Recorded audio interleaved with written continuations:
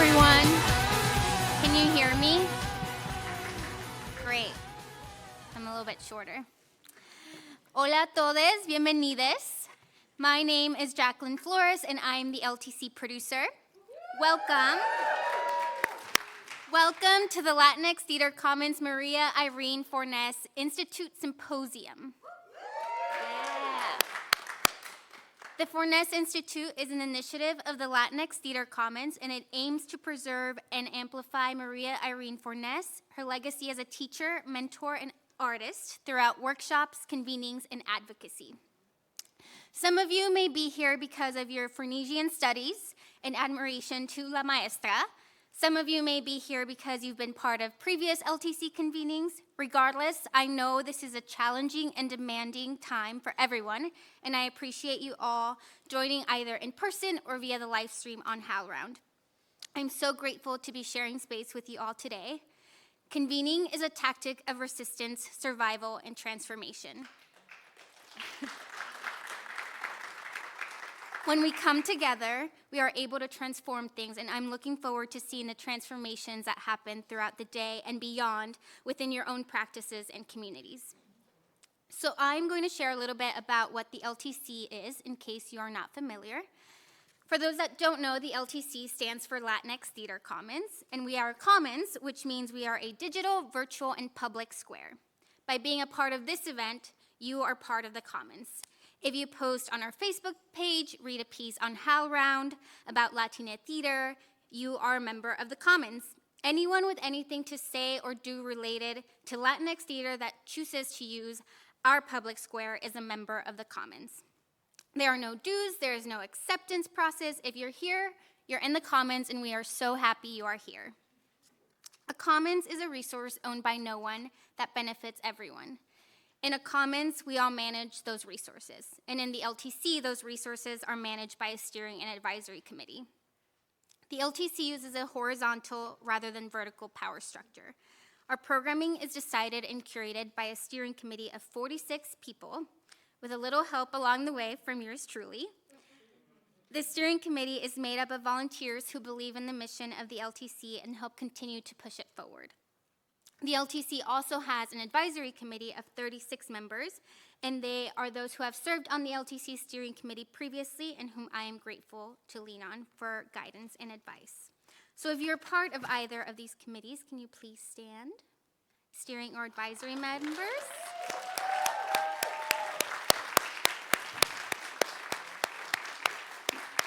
Thank you. So if this is your first convening with the LTC, or you want to learn more about what we do and how, please go up to any of these wonderful people and introduce yourself and start a conversation. So now I'd like to introduce you all to one of two people who I've worked with extremely close to bring you all here today. I have the distinct pleasure of working with Brian as part of the Fornés Institute. He is a writer, teacher, scholar. Some of his published works include the Latino Theatre Commons 2013 National Convening, Latin Numbers, Playing Latino in 20th Century U.S. Popular Performance, and he is also the co-editor of the forthcoming volume, María Irene Fornés in Context, that contextualizes Fornés's life and work. So please help me bring a warm welcome to Dr. Brian Eugenio Herrera.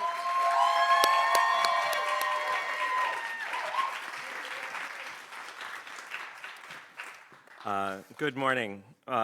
As Jacqueline said, my name is Brian Eugenio Herrera. It is my privilege to welcome you to Princeton for the second Fornés Institute Symposium to be hosted here at Princeton's Lewis Center for the Arts.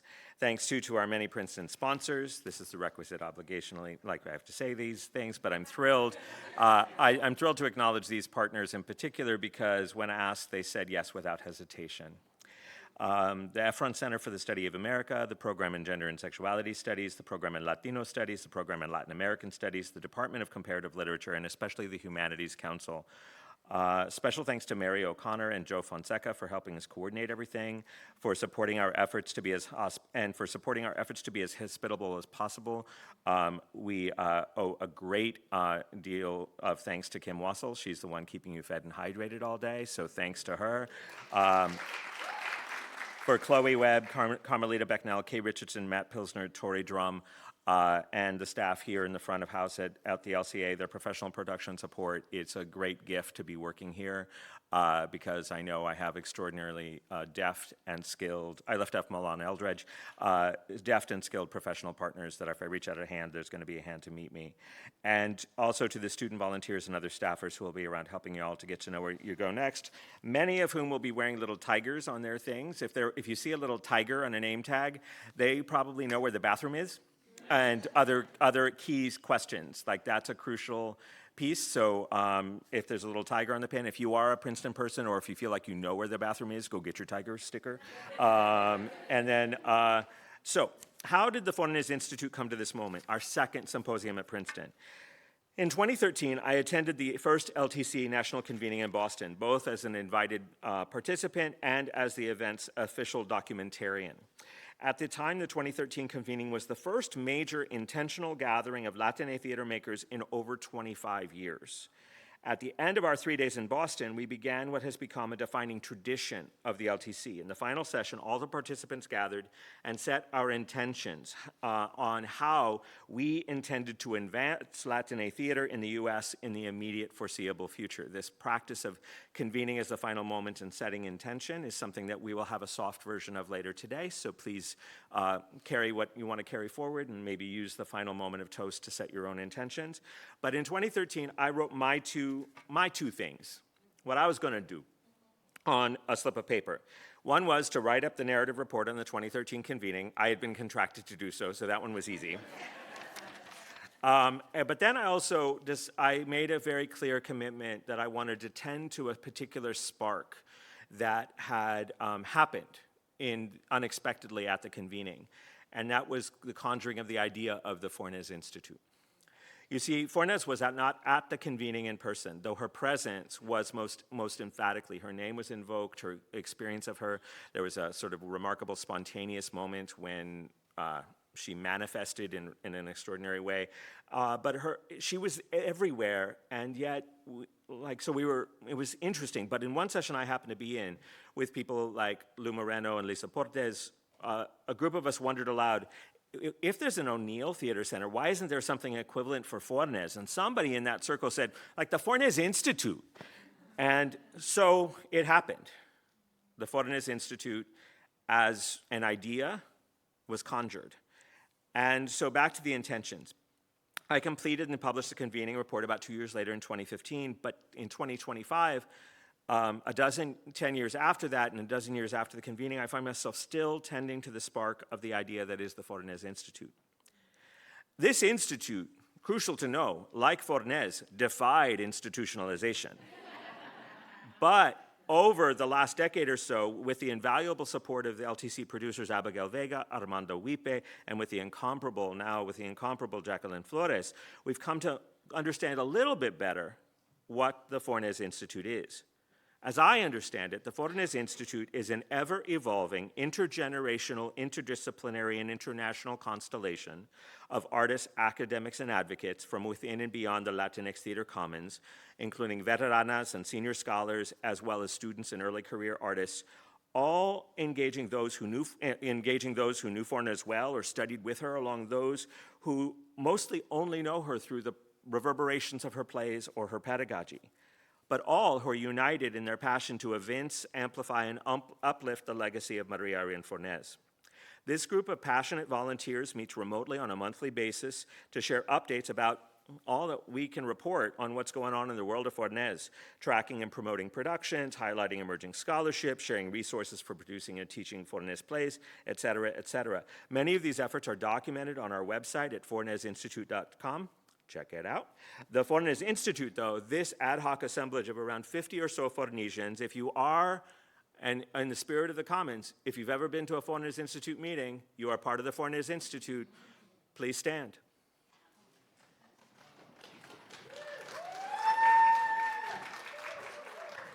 So this extraordinary assemblage of humans, Fornesians all, has been meeting regularly since 2015.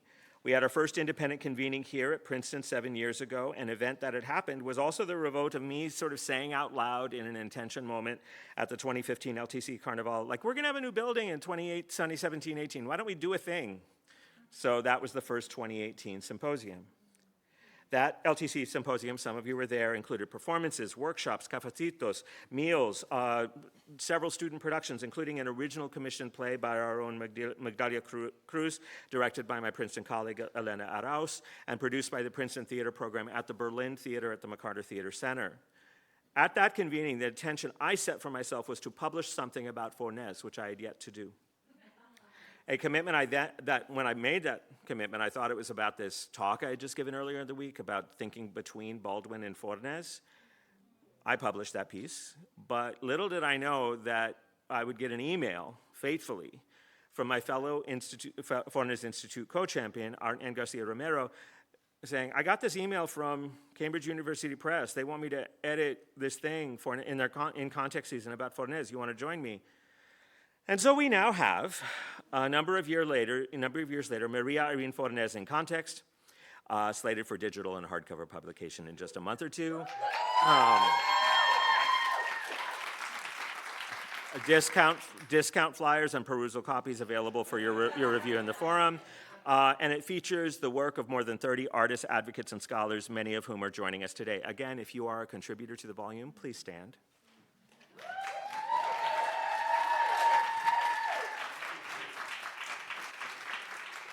So it is now my pleasure to welcome my co-collaborator, my colleague, my co-champion, my co-conspirator, Ann Garcia Romero to the mic, a professor at Notre Dame, and is a playwright, translator, and scholar. She is also one of the founding members of the Latinx Theatre Commons. Her plays have been produced most notably at the Public Theater, Eugene O'Neill National Playwrights Conference, the Goodman Theater, Denver Theater Center, the Mark Taper Forum. Read her whole bio. Everyone, please welcome Dr. Ann Garcia Romero.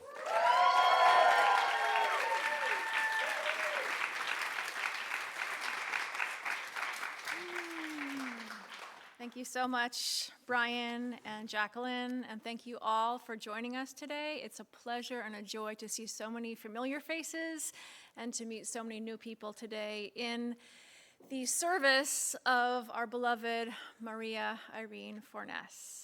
I'm going to talk to you a little bit about what Brian just mentioned at the end of his remarks about our volume, Fornés in Context. You just saw a bunch of amazing folks stand up who are here with us today who are contributors. And I'll tell you a little bit more about the book and about kind of the journey from the beginning email that I sent to Brian to where we are today. So as Brian mentioned, in 2019, we got an email from Cambridge University Press asking us to consider editing a volume in their Literature in Context series, which contextualizes the work of authors across the globe. And they wanted to kind of amplify their list to include more female authors, and they wanted to include Fornés. And so I said yes, Brian said yes, and together we began this journey together. And so we knew we wanted to have the book include scholars, practitioners, former students, and colleagues with a structure that was uniquely Fornésian and not a traditional scholarly volume. So we proposed a 30-chapter volume to Cambridge in November 2019. The book has 4 parts. Number 1, Places and People. Number 2, Theater. Number 3, Culture, Society, and Politics. And number 4, Legacy. So we submitted the proposal in the end of that year, 2019, and we got positive feedback back from the press, and we got our contract on March 11th, 2020. Indeed. And yet, thanks to the Zoomosphere, we began our work together, and we had confirmed all the 30 contributors by the early part of 2021. And those of you who are here in the room know we began our work in earnest at that time, and we submitted the manuscript in the end of July 2023, and just in the end of this last January 23rd, 2025, we received the final page proofs, and we sent them back just recently. So the book is now in the works. As Brian mentioned, we have flyers here in the lobby, and I'm going to show you one show and tell. They look just like this. So the book will be available in July, both in hard copy and online. So please contact your libraries, your universities. The more hard copies that we sell, the faster we get the paperback version that is even more affordable. This volume really builds upon the excellent Fornés scholarship that occurred in books such as those edited by Caridad Fitch, Maria Delgado, Mark Robinson, work by our foundational Fornés scholar, Scott Cummings, who's here with us today, and Fornés publisher, Bonnie Marenko, who's also here with us today. So this work really builds upon, yes, please give them a round of applause. So this is the first major volume in the early 21st century that builds upon that excellent scholarship and publication in the 20th century. In our volume, we're lucky to have some dramatic writing that really reflects and amplifies the Fornés legacy. And this is why you'll be seeing 3 play readings today. These plays are in our book, and we thought it would be an important part of our Institute Symposium to have plenary readings at the center. So today's readings you'll be seeing are as follows. You'll be seeing Harriet and Irene, Infinite Muses by Elaine Romero, directed by Juliana Fray Mendez, that explores Fornés and Harriet Summers Zwirling in Paris, 1954. You'll be hearing Truffle Pigs by Michael Breslin and Catherine Maria Cat Rodriguez, directed by Rodriguez, delving into Fornés as a feminist while 3 students study for a feminist theater oral exam. And finally, you'll be seeing The House at 27 Rue de Fleurus by María Irene Fornés, directed by Katie Pearl, that considers the intersections of art, friendship, and joy in the lives of Gertrude Stein, Alice B. Toklas, and Pablo Picasso in Paris, 1932. This short play was one that I wrote about in the book. It was written in 2001, and it was Irene's final play.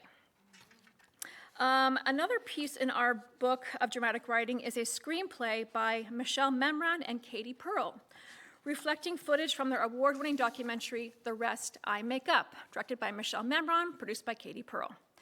Before we begin today, we would like to listen to some of Irene's words in their screenplay. Katie Pearl is an Obie Award-winning theater director and educator. She's the co-artistic director of the interdisciplinary company Pearl d'Amour. She is an associate professor of directing, site-specific performance, and collaborative practices at Wesleyan University.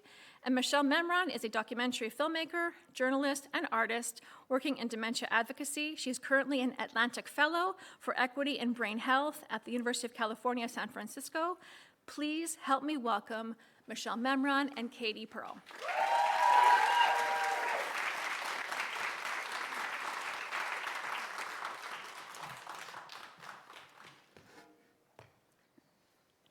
Oh, this is so exciting. Hello, everybody. We want to thank Brian and Anne and Jacqueline for this whole convening, and also just to thank all of you for being here, but also you're the reason why Irene's legacy continues. And I just have her in my head saying, thank God for college professors. She's like, because she knew that, her work is circulating, the film is circulating because of all of you. So thank you, thank you, thank you. Okay, so over 15 years after Irene Fornés had stopped writing due to Alzheimer's, we not only made a film together, but became each other's chosen family, along with many here today, and Morgan Jeunesse, who is very sadly and conspicuously not. The documentary is only 79 minutes long, and there were hundreds of hours of brilliant gems we had to leave out. In those outtakes, we see Irene exuberantly and at times heartbreakingly inhabit and queer the role of elder, which was the topic of our chapter that Katie and I wrote together, blurring the boundaries between mentor, director, partner, and friend. In writing this chapter, we are so grateful for Anne's brilliant suggestion of using a screenplay format, which helped us turn these fragments and outtakes we loved into a kind of sequel to the documentary, bringing readers into the particular hilarities and intimacies of Michelle and Irene's friendship. So in this excerpt from the chapter, I will read screen directions and Michelle's voice, and Michelle will read for Irene, and these are direct transcripts from the outtakes. And I just want to say these pins make it very easy for me to be Irene today. I didn't bring props. These are my props. Okay. All right, here we go. Interior, Irene's apartment, West Village, day, December 2003. Irene in the same black baggy sweatshirt that says Montreal Playwrights Workshop and red sweatpants she's worn for days. She's forgetting to eat and getting quite thin. Her family members in New York City don't respond to calls. She speaks into Michelle's camera. Who cares about who understands? Who cares about whether they like it or not? Writing, any kind of writing, whether it's theater or a poem or whatever, it's for the author, for the artist to express something they have inside themselves that they want to express. If it's not communicated, then obviously the writer has failed, because the writer obviously wants to communicate. Cut 2.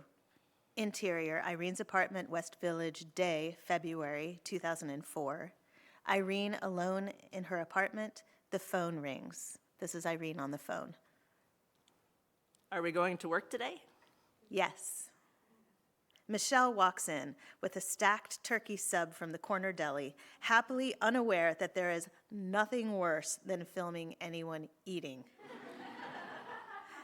They settle in for a lunchtime shoot. Irene chewing. Did you call me darling? No, I said right next to you. Do you want me to call you darling? Chewing. Maybe you said there's water right next to you down there, or darling. Oh, I said down there, but I can say darling interchangeably. Irene takes a gulp of water, holds up her hand, palm flat to the camera. Oh my God, I have to do it. No, let us not offer what we cannot. Irene laughs. Let us only offer what we can. Cut 2. Interior Drama Bookshop, New York City, night, October 2004. Michelle and Irene at a party for Playing Underground, a book chronicling the history of Off Broadway by Stephen Scott Bottoms. There's an invited panel of playwrights and directors from those days, including Robert Heide, Lawrence Kornfeld, Paul Foster, and Doric Wilson. Irene, extensively interviewed for the book, has not been asked to participate. Irene and Michelle watch from the audience. Michelle, are you wondering when fame is going to come? I think it's an elusive thing. It's like trying to catch the times. The best way to catch the times, you know what the best way is? Never pay any attention to it.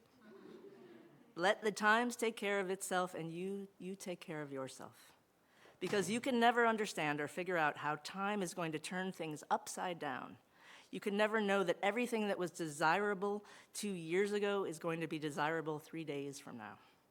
You have to do what you think is of value and forget completely what the times, and when I say the times, I mean the people who want to buy something, the people who want to acquire something. If they're interested in what you're doing, it could be very well that 3 days from now they decide that you're not it, and they drop you like a hot potato. And if you pay any attention to that, you are funked. And by funked, I mean fucked.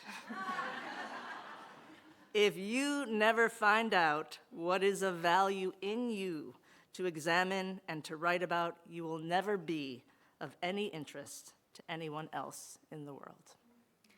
End of excerpt. Thank you so much.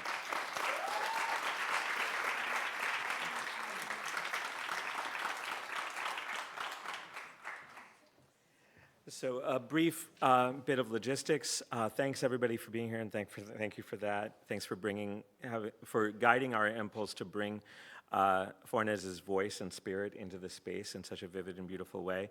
We have about a 15-minute pause before we reconvene in this space for the first reading, Harriet and Irene, Infinite Muses. Immediately after that brief reading, it's about 15 to 20 minutes long, you'll see a group of intrepid volunteers who will be holding little paddles. The amazing Wasif, is holding up the Starfish panel. The Starfish panel will guide you to the Memory Legacy breakout session, which is just across the way. Follow each of those guides as you decide where you want to go hold space for yourself in relation to your journey today. You might have signed up for playwriting, but then there's also, if you want to think about teaching or staging, there's different topics. And if you also don't want to do anything and just want to hang out, you can do that too. It's a choose-your-own-adventure kind of day. But at the end of the session, pay attention to the animal. It's a parrot, it's a starfish, it's a cat, it's a bunny, it's a deer, or it's a pig, and follow the animal that carries you where you want to go. So we'll see you again in a few minutes. Thanks so much.